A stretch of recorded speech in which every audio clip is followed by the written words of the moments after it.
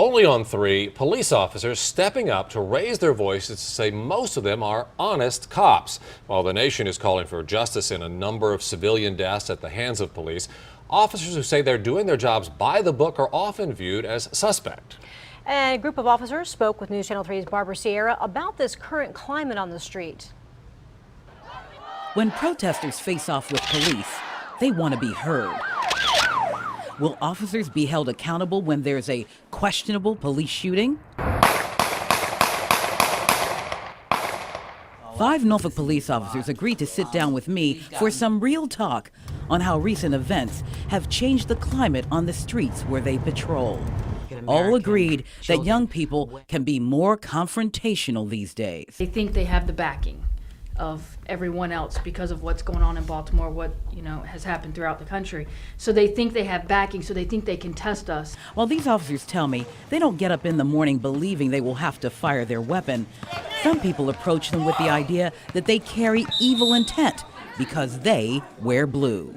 So when they see you, they don't see you. They see the uniform. Officer Tammy, who patrols the Norview area, says that is her experience at least half of the time. As Officer Smith said, he hasn't had any negative effects with his citizens. I have.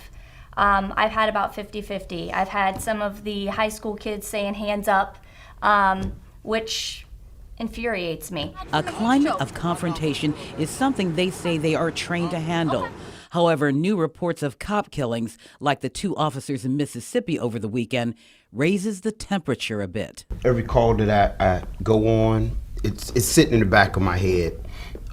How dangerous could this be or become based on what's going on across the country? And the officers in this room, who are parents, had real talk with their children when Officer Brian Jones was killed in the line of duty nearly a year ago in Norfolk. So I ask myself every day, is it worth it?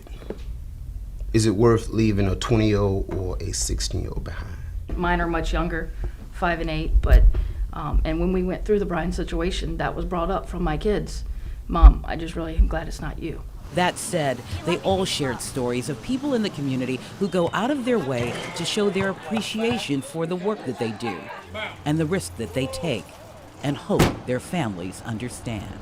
We have that in the back of our mind. However, we still do our job and do the best and try to come home every day to them.